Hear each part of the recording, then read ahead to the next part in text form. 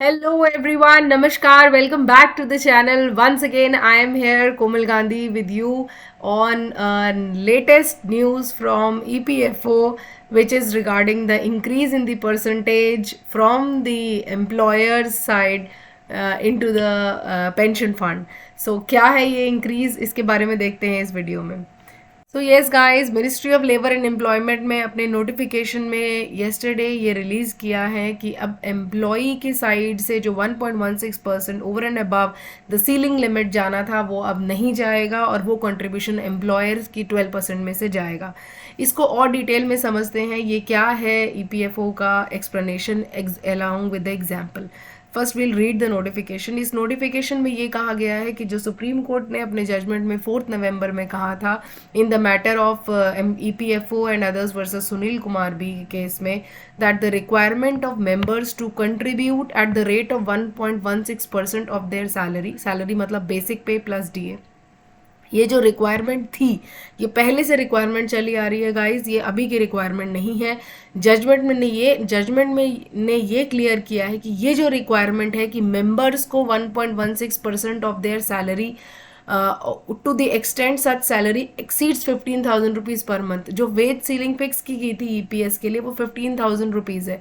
तो अगर किसी एम्प्लॉई की सैलरी 15,000 रुपीज़ पर मंथ से ज़्यादा है तो उसको 1.16% additional contribution under the provision of सब 4 और पैरा 11 ऑफ ईपीएस स्कीम के हिसाब से दिया जाएगा. जजमेंट ने ये कहा था कि ये अल्ट्रा वायरस है, ये गलत है और ये ऐसा नहीं होना चाहिए. एम्प्लॉय की तरफ से कोई भी एक्स्ट्रा कंट्रीब्यूशन 1.16% जो है वो पेंशन फंड के लिए नहीं जाना चाहिए, right.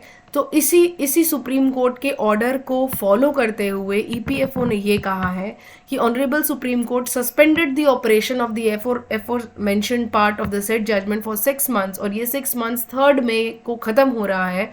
And directed the authorities to make adjustment for the such scheme. जब सुप्रीम कोर्ट ने ईपीएफओ को ये मिनिस्ट्री ऑफ लेबर को ये डायरेक्शन दी थी कि आपको ये फॉलो करना है और ये 1.16 हटाना है, तो उसके लिए and whereas accordingly to comply with the said directions of the supreme court, this EPFO has been subsumed in the court on, और इन्होंने सोशल सिक्योरिटी एक्ट के को हवाला देते हुए ये डिसाइड किया है. क्या डिसाइड किया हम नीचे देखते हैं. Number 1, in respect of employees who have exercise joint option. जो एम्प्लॉयज़, ध्यान से सुनिएगा, जो एम्प्लॉयज़ जॉइंट ऑप्शन को एक्सरसाइज कर रहे हैं मतलब हायर वेजेस पे जा रहे हैं, मतलब कि जो वेज सीलिंग फिक्स हुई है 15,000 रुपीज़ जो पहले फिक्स हुई थी उसकी जगह एक्चुअल बेसिक प्ले या हायर ऑप्शन पे जाना चाहते हैं under the provisions of para 11 of the EPS scheme 95 and who are found eligible, जो एलिजिबल है, employers contribution shall be 9.49%. 9.49% employer का कॉन्ट्रीब्यूशन होगा रैदर दैन अभी के 8.33% से of the basic wage DA and retaining allowance of each member by increasing the 1/16%. 1.16% जो है employer की तरफ से जो है एक्स्ट्रा जाएगा फ्रॉम द एक्सटेंट 8.33%. 8.33% अभी जो एम्प्लॉयर का कंट्रीब्यूशन पेंशन में जा रहा है उसकी जगह अब 9.49% जाएगा. तो ये 1.16% कटेगा कहाँ से, आएगा कहाँ से, क्योंकि एम्प्लॉयर का कंट्रीब्यूशन टोटल 12% ही रहना है. इसको ये चेंज नहीं होगा, ये इंक्रीज नहीं होगा. एम्प्लॉयर अगर आपकी सैलरी XYZ कुछ भी अमाउंट है, एम्प्लॉयर उसका 12% ही पीएफ और ईपीएफओ को देगा. उसका 12 की जगह 12.16%, 13.16% नहीं देगा. कोई एडिशनल कंट्रीब्यूशन एम्प्लॉयर नहीं करेगा, एम्प्लॉयर 12% ही देगा. अभी जो वो 8.33% पेंशन में डाल रहा था उसकी जगह अब वो 9.49% देगा. जाहिर सी बात है ये 1.16% आपके पीएफ कंट्रीब्यूशन जो एम्प्लॉयर दे रहा था उसमें से कट जाएगा. अभी मैं इसका एक्सप्लेनेशन एक एग्जांपल के थ्रू आपको समझाती हूँ. The increase contribution shall be applicable to basic pay, DA and retaining allowances to the extent exceeding 15,000 rupees per month. ये अगर आपकी सैलरी 15,000 रुपीज़ पर मंथ से ज़्यादा है ये उसी पे 1.16% एप्लीकेबल होगा. मैं एक एग्जांपल और आपको दिखाती हूँ. सो ये एक न्यूज़पेपर कटिंग है जो बहुत ही इंपॉर्टेंट है, जो ये इस फॉर्मूले को समझने में आपकी हेल्प करेगा. पहले इसको रीड करते हैं कि न्यूज़ क्या है, जो मैंने अभी समझाया वही. एंड उसके बाद हम इस टेबल को समझने की कोशिश करेंगे। लेबर मिनिस्ट्री ने साफ किया है कि ज़्यादा पेंशन का विकल्प चुनने और इसके लिए पात्र पाए जाने वाले, मीन्स जो हायर पेंशन के लिए जा रहे हैं और जो पात्र पाए जाने वाले, मतलब जो एलिजिबल मेंबर्स हैं, उनके लिए एम्प्लॉयर को अतिरिक्त योगदान देना होगा। एम्प्लॉयर का योगदान बढ़ जाएगा जो कि 8.33% से, एम्प्लॉयर का ईपीएस में कंट्रीब्यूशन 8.33% से बढ़कर 9.49% हो जाएगा। सुप्रीम कोर्ट के आदेश के मुताबिक यह नोटिफिकेशन 1 सितंबर 2014 से लागू होगा, यानी कि ये कैलकुलेशंस बैक डेट से होगी जो एम्प्लॉयज हायर पेंशन की तरफ जा रहे हैं।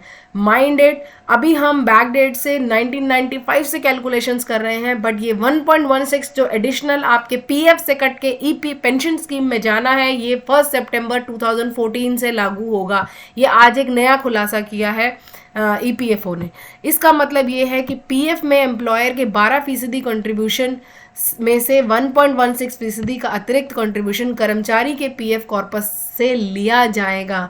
यानी कि अगर बैकडेट से कैलकुलेशन हो रही है तो एम्प्लॉई का जो एम्प्लॉयर ने जो अपना कंट्रीब्यूशन पीएफ का दिया था उसमें से 1.16% की कैलकुलेशन फ्रॉम 1 सितंबर 2014 निकाल ली जाएगी। अतिरिक्त कंट्रीब्यूशन एम्प्लॉई के पीएफ कॉर्पस से लिया जाएगा। ऐसे में अगर कोई कर्मचारी ज़्यादा पेंशन का विकल्प चुनता है तो उसका पीएफ का पैसा घट जाएगा। क्यों? क्योंकि उसके पीएफ फंड में से एम्प्लॉयर कंट्रीब्यूशन का 1.16% जो है वो निकल के पेंशन फंड में चला जाएगा। आई होप ये बिल्कुल क्लियर हो रहा है। नोटिफिकेशन में कहा गया है कि जिन मेंबर्स ने जॉइंट ऑप्शन के लिए आवेदन किया है, अगर उन्हें इसके लिए योग्य पाया जाता है तो पेंशन फंड में एम्प्लॉयर का कंट्रीब्यूशन मूल वेतन और डीए का 9.49% होगा। पहले ये 8.33% था। इस तरह इसमें 1.16% की बढ़ोतरी हो जाएगी। यहाँ से आएगा पेंशन फंड का पैसा। कहाँ से आएगा? तय नियम के तहत पेंशन फंड के लिए कर्मचारी के योगदान नहीं लिया जाएगा। ऐसे में पेंशन फंड के लिए एम्प्लॉयर के 12% में से ही योगदान जो है वो निकाला जाएगा, 1.16% का हिस्सा लिया जाएगा। आइए अब इस टेबल को समझते हैं। ये टेबल क्या कह रहा है? ये टेबल ये कहता है कि लेफ्ट साइड में देखिए आप, एम्प्लॉयर का कुल योगदान, ये रेड वाला है अगर आप जॉइंट ऑप्शन एक्सरसाइज नहीं करते हैं तो, और राइट में ब्लू वाला है अगर आप जॉइंट ऑप्शन एक्सरसाइज करते हैं, यानी नया नियम है तो। एम्प्लॉयर का कुल योगदान अगर नहीं करते हैं तब भी वेज सीलिंग से ऊपर एक्चुअल बेसिक सैलरी का 12% ही रहता है, अभी भी रहता है। 12% एम्प्लॉयर देता है जो आपकी बेसिक सैलरी है, यानी कि बेसिक पे प्लस डीए का। और इस समय नए पेंशन के नियम के अनुसार भी वेज सीलिंग के ऊपर एक्चुअल बेसिक सैलरी का 12% ही एम्प्लॉयर देगा, यानी एम्प्लॉयर कंट्रीब्यूशन में कोई चेंज नहीं हो रहा, 12 का 12 ही रहने वाला है। अब एम्प्लॉयर का ईपीएस में कितना योगदान जा रहा है? अच्छा, एक बात और मैं बता दूं कि एम्प्लॉई कंट्रीब्यूशन को तो टच किया ही नहीं जा रहा, वो एज इट इज 12% है, जैसे जैसे जा रहा था वैसे ही जाएगा। पूरा आपका 12% जो है आपके पीएफ में जाता है। पहले भी आप एम्प्लॉई कंट्रीब्यूशन 12% पूरा पीएफ में जाता था, अभी भी एम्प्लॉय कंट्रीब्यूशन 12% पूरा पीएफ में जाएगा, वो छेड़ा नहीं जा रहा इस जॉइंट ऑप्शन के तहत। एम्प्लॉयर का ईपीएस में योगदान कितना है आइए देखते हैं। वेज सीलिंग से ऊपर, वेज सीलिंग क्या है? 15,000 रुपये। वेज सीलिंग से ऊपर भी एक्चुअल बेसिक सैलरी का 8.33%, अभी भी जाता है 8.33%, बट पुराने नियम के हिसाब से ये वेज सीलिंग जो है 15,000 फिक्स कर दी गई थी, तो 8.33% नहीं जाता। जो भी 8.33% ऑफ 15,000 रुपीज़ है वो आपके ईपीएस में जाता था और बचा हुआ पैसा आपके पेंशन फंड में चला जाता था, जो कि 3.67% से कहीं ज़्यादा होता था। बट एम्प्लॉयर का ईपीएफ योगदान जो है ऑन पेपर्स जो है 3.67% है। ये चीज़ मैंने फर्स्ट वीडियो में भी एक्सप्लेन की है, उसका लिंक डिस्क्रिप्शन बॉक्स में है, आप इसको जाके समझ सकते हैं कि पुरानी पहले पेंशन में, ईपीएस में और ईपीएफ में पैसा कटता कैसे था। अब नए नियम के हिसाब से जो है आपकी वेज सीलिंग तक एक्चुअल बेसिक सैलरी का 8.33% और उससे ऊपर 9.4 नहीं, यानी कि आप अगर वेज सीलिंग जो 15,000 के ऊपर ऑप्ट करते हैं, जॉइंट ऑप्शन के लिए जाते हैं, तो आपका ईपीएस में कंट्रीब्यूशन 9.49% होगा और ईपीएफ यानी प्रोविडेंट फंड में कंट्रीब्यूशन घटकर 2.51% हो जाएगा। यानी कि आपके प्रोविडेंट फंड के जो बॉक्स है, जो किटी है आपकी, उसमें से पैसा निकाल के आपके पेंशन में फंड में चला जाएगा। कर्मचारी का कुल योगदान तब भी 12% था, और पहले ये था कि ये 1.16% जो है एम्प्लॉय को देना पड़ता वेज सीलिंग से ज़्यादा अगर वो ऑप्ट करते, क्योंकि ऑप्शन था ही नहीं। सुप्रीम कोर्ट से इस बात की झगड़ा चल रहा था कि आप ओवर एंड अबव जो 15,000 या जो भी वेज सीलिंग थी, पहले 6500 फिर 15,000, उससे ऊपर ले ही नहीं रहे थे, तो ये एम्प्लॉय का कंट्रीब्यूशन 1.16% नहीं जा रहा था। पर जो हायर पेंशन पे जाना चाहते हैं बैकडेट से, उनके अब ये 1.16% जो है एम्प्लॉय की तरफ से नहीं जाएगा, वो 12% ही रहेगा। बट उसके पीएफ में से एम्प्लॉयर कंट्रीब्यूशन घटकर जो है पेंशन फंड में चला जाएगा। अब थोड़ा इसको और बारीकी से समझते हैं। बहुत ब्यूटीफुली मैं आपको एक लाइन में इसको समझाना चाहूंगी कि आपका जो प्रोविडेंट फंड का बैलेंस है वो घट कर जो है 1.16% घट कर उसके एक्रूइंग जो इंटरेस्ट आप कमा रहे थे वो सारे इंटरेस्ट भी घट कर आपके पेंशन फंड में चले जाएंगे। यानी कि जो लोग हायर पेंशन में जाना चाहते हैं, जो लोग 60 के बाद ज़्यादा इनकम चाहते हैं, जो लोग 60 के बाद हायर पेंशन में अपनी रिटायरमेंट एज को एंजॉय करना चाहते हैं, जो ईपीएफ यानी प्रोविडेंट फंड के पैसे को कम करना चाहते हैं, उनके लिए ये ऑप्शन बेस्ट है। जिनकी जो सोशल सिक्योरिटी की बात जहाँ करी जाती है, क्योंकि जहाँ पेंशन देखा जाता है वहाँ ये देखा जाता है कि सिक्योरिटी होनी चाहिए 60 के बाद। आई एम श्योर जितने भी लोग जो हैं वो हायर ऑप्शन को ऑप्ट कर रहे हैं वो इसी से कर रहे हैं कि कम से कम एक सिक्योरिटी इनकम हमारे पास सरकार के द्वारा आती रहेगी। बट लेडीज एंड जेंटलमैन, मैं फिर ये बात बता दूं, आए दिन ईपीएफओ से नए नए नोटिफिकेशंस आ रहे हैं।